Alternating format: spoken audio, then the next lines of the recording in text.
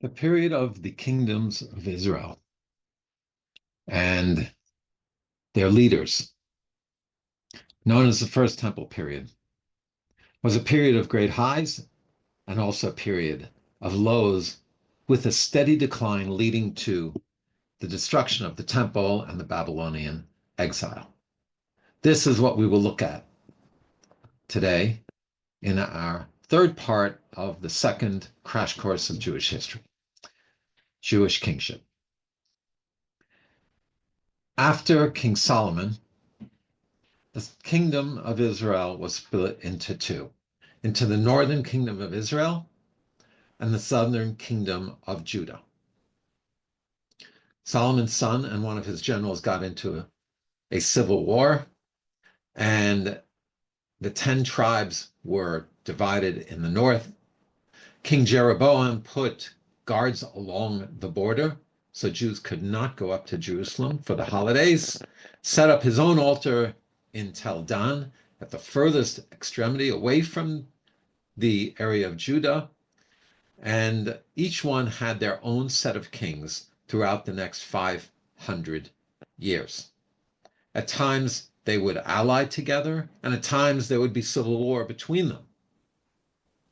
And we will look at some of the major figures of this period. This period is the period of the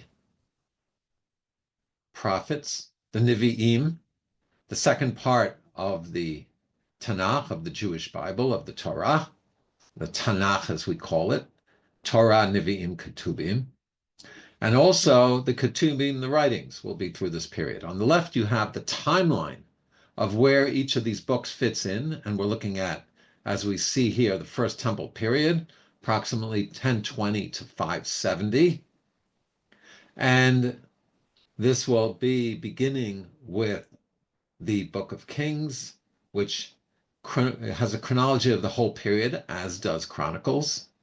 And then we'll talk about the early prophets and the later prophets. Some of the great prophets. Now, the prophets, people think of as people who are there to predict the future. But that wasn't their main role. Their main role was to bring a message from God to the people, generally telling them how to course correct, telling them where they were off, and often telling them, if you do not course correct, things are not going to end well. And that's why prophets are often looked as prophets of doom. And Jeremiah had many of those messages. But Isaiah, on the other hand, had a message of great visions, which we will talk about. Now, the first chronologically we're going to talk about here is the prophet Elijah. He lived during the king Ahav, who was the king of the northern kingdom of Israel. He was a very wicked king. Elijah came to rebuke him, and Ahav set out to kill him. Elijah had to flee to the desert. We see here a painting of the ravens who brought food to him, because a famine had struck throughout the land because of the Jewish people's sins. Elijah is also famous for his showdown with the idolatrous priests of Baal on Mount Carmel, where he dared them or contested them to bring their own offerings. He brought his. A fire came down and lightning came down and took Elijah's, and lightning came down, and instead of taking the idolatress's offerings, they were burnt to a crisp and died. Elijah will eventually be taken up in a fiery chariot. Some commentators say he never died, and that's why we have the custom to open the door for Elijah at the Passover Seder, that he comes to every Seder and he comes to every circumcision. Some people say because he was a little too harsh with the Jewish people. He said to God, the Jewish people are breaking my covenant. So God said, I will show you that they keep the covenant. For 2,500 years, they're still doing circumcision, and you will be at every one. Now, despite the evil kings in the north, or in parallel to, there were also bad kings in the south, but there was one who was a ray of light. and that was King Hezekiah, Chizkiyahu, who lived during the times of the prophet Isaiah. It said Hezekiah brought a religious revival to the Jewish people, and that everyone studied Torah and knew the Torah from Dan to Beersheba throughout the entire land. He brought about a spiritual renewal, an increase in Jewish observance, and a flourishing of the Jewish people spiritually. He made mistakes as well. When the king of Babylon came, he gave him offerings from the temple, which was viewed very negatively. But his biggest mistake was that when the Assyrian army amassed at the gates of Jerusalem and miraculously fled overnight, he didn't sing praises to God. He didn't thank God enough. He didn't show enough gratitude. And had he done so, our sages tell us he could have been the Messiah. And in the book of Isaiah, all the prophecies about the Messiah, which Christians attribute to Jesus, Isaiah was talking about Hezekiah. A child will be born. His name will be Emmanuel. He will be the Prince of God. This is all talking about Hezekiah. And as we said, unfortunately, he did not fulfill his mission. And we see that even the great figures also had human weaknesses. His son Manasseh would be a very wicked king, would destroy everything he accomplished. And it continued. Now, in terms of Hezekiah, Hezekiah was, as we said, the king who held out against the Assyrians.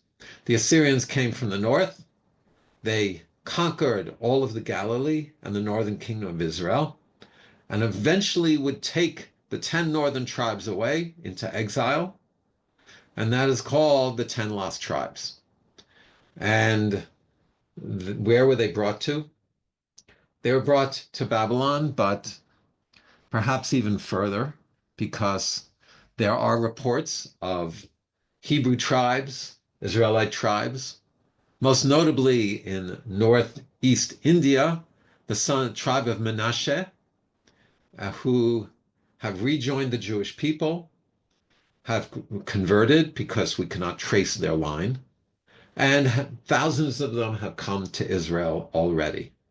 Along the African coast, one tradition is that the Ethiopian Jewish community came from one of the lost tribes. In the Middle Ages, there were reports of people from the tribe of Dan and Reuven living along the African coast,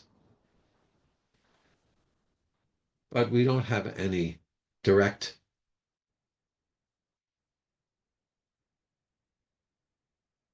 traditions of where and who they are. And we're told that in the end of time, Elijah will come and sort it all out. Now, as the Assyrians were approaching Jerusalem, King Hezekiah undertook a massive major construction effort. He diverted the waters of a spring which was slightly outside the Jerusalem walls. He dug a half-kilometer tunnel through solid bedrock to bring it within the walls, and that is known as Hezekiah's Tunnel. You can visit it until today. It's an incredible feat of engineering that they dug from both sides that they should have met up. And in it was discovered the tablet, which you see the picture of here, of the story of how they were within 10 feet of each other. They were chopping away. They heard each other. They called to each other. And finally, they broke through and the water came through. And we see here from the book of Chronicles, the description of him stopping up the spring water and leading it to the other side of the city. And we have the historical evidence for this chronicle in the Torah. You can go visit it. It's not for the faint of heart if you're slightly claustrophobic. You walk through ankle height water, but it's quite an exhilarating experience walking through Jewish history. Now, the Assyrian record tells us of these wars as well, as we can see from these bas-reliefs To the lower right, you have a picture of the 10 lost tribes being led off to Assyria, which was modern day Iraq, with a guard standing over them. And you have a bas-relief of the gates of a great city being besieged. You see the archers shooting at it. You even see some type of battering ram going up towards it with a battering ram sticking out of the front. And this is actually the city of Lachish, which is southwest of Jerusalem.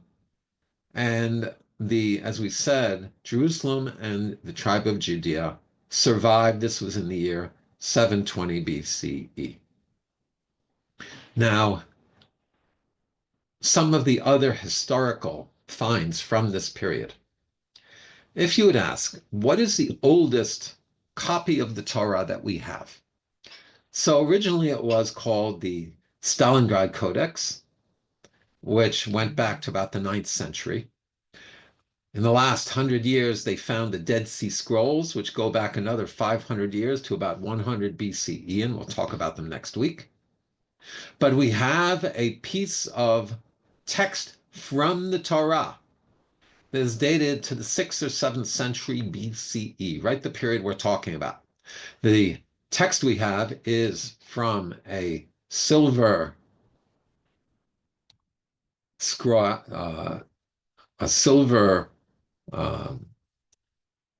crushed silver ornament, which was made into a flat surface.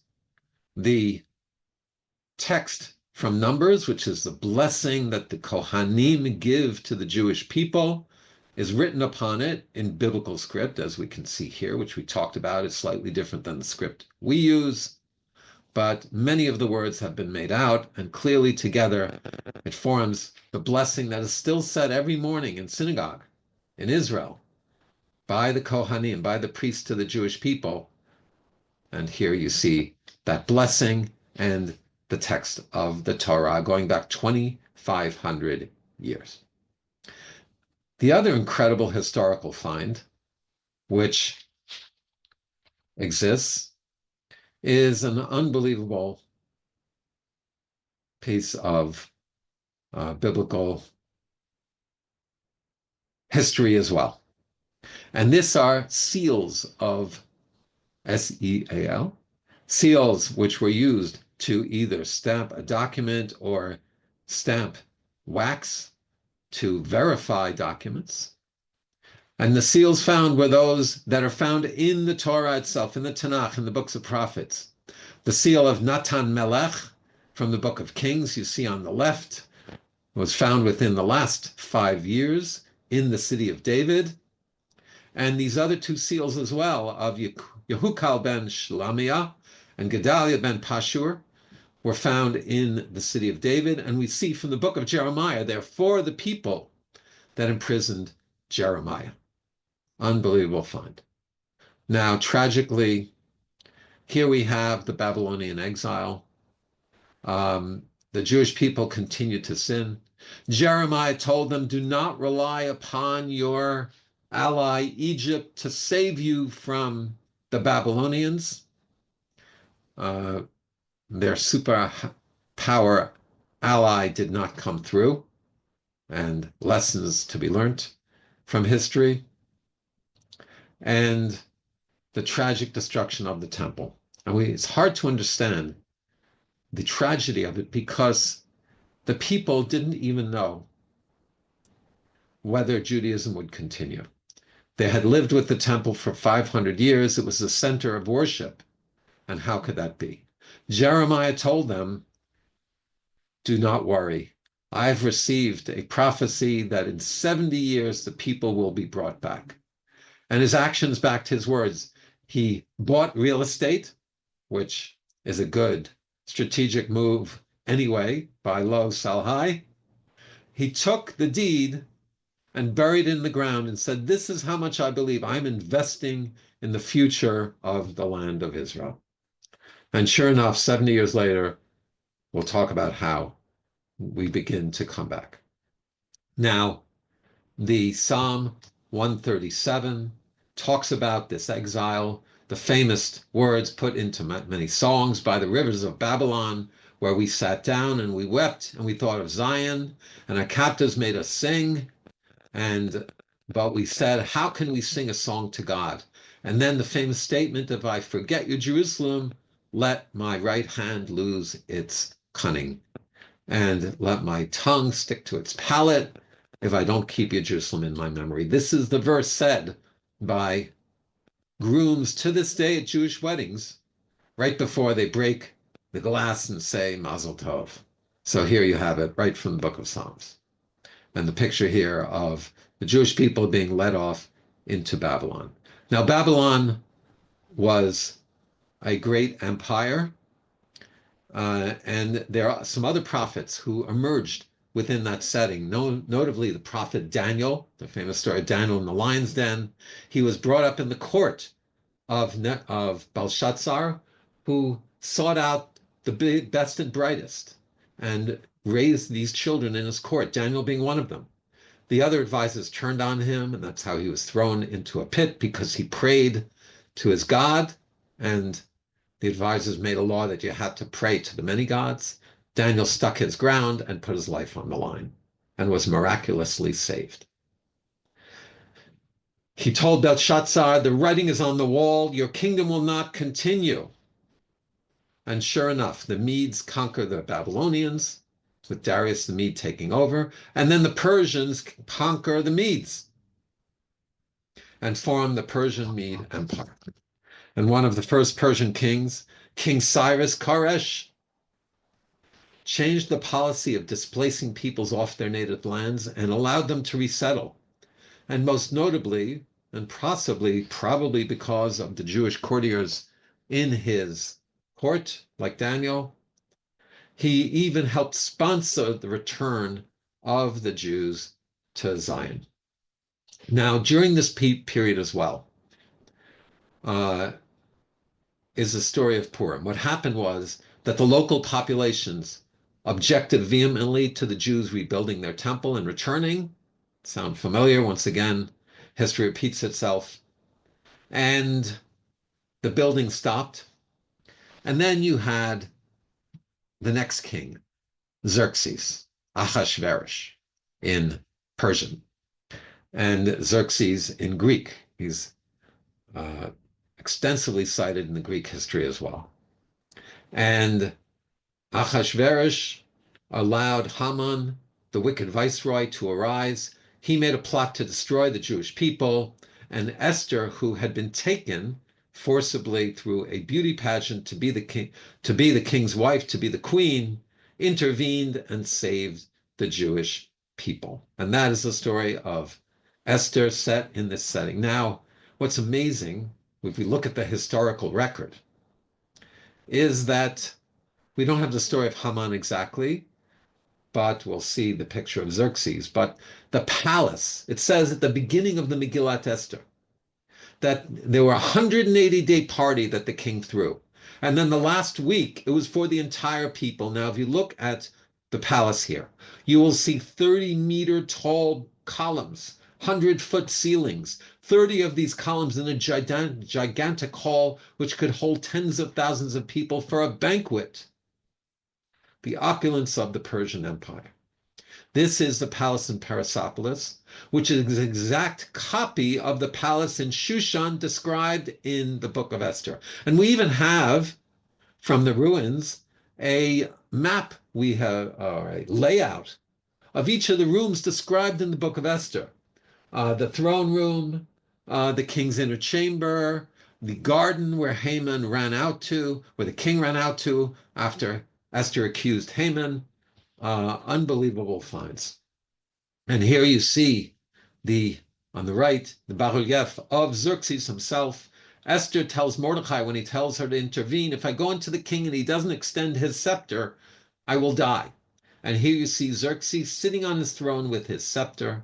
On the left, you have an incredible gold goblet made of solid gold. And the book of Esther describes the incredible opulence of these palaces. Now, as we mentioned, Cyrus started the return to Zion. It was stopped. But then after the Purim story, King Darius allowed it to continue as well. Speculation is that Darius could even have been the son of Queen Esther and might have been a Jewish king. Um, and the Kohen, sorry, the descendant of King David, Zerubbabel, leads a group of Jews back to Israel, and they begin to build the second temple. The building is very difficult because they're being attacked by their enemies again. And eventually there will be the Aliyah, the move to Israel of Ezra, the scribe, who will re-educate the people, and of Nehemiah. Now, Ezra brought back some 5 to 15,000 Olim. And think about it. You have hundreds of thousands, maybe millions of Jews in Babylon. How many will go back? Only in the thousands. And very, once again, parallel to modern history, when at the beginning of the modern Zionist movement, the first Aliyah was 5,000 people. Then it increased because of the pogroms and the Nazis and the Russian oppression. But as back then, it was a small number that returned. And the second temple was but a shadow of the first temple. Now, the dating of all of these events is an interesting question because I haven't been giving it precise dates because there is a matter of dispute of the dating. And the Persian account of kings has 11 kings in their line.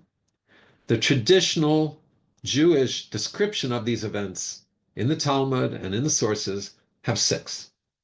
So how do we understand this? There are many different ways to reconcile it and to understand it. There is the Balamor, the medieval sage, who said that there were more kings in the line than those found in the Talmud. And there's a Rabbi Shimon Schwab who wrote an article saying that the sages purposefully hid 164 years from the Jewish dating so people would not calculate the messianic time from the book of Daniel. He later recanted from that article. And so the question is, did the return to Zion occur around the year 520, or did it occur around the late 300s? And this is a question open to dispute. Did Zerubbabel, Ezra, and Nehemiah go at the same time, or was it interspersed? But Nehemiah is a incredible figure. Both Ezra and Nehemiah had their own books in the Tanakh. Nehemiah was one of the high-placed officials in the court of the Persian kings. And when he heard about how much difficulty the Jewish people were having and the struggles to rebuild the Second Temple and to establish Jewish life there, he himself left his position of power and prominence and moved to Israel to help in the effort. And this serves as an incredible role model and example of Jews moving to the land. Next installment, in the crash course number 3, we will begin talking about the next period of Jewish history, which will be the Greek era, Alexander the Great conquering Israel in the 320s, and the story of the Maccabees, which will be about 100 years after that.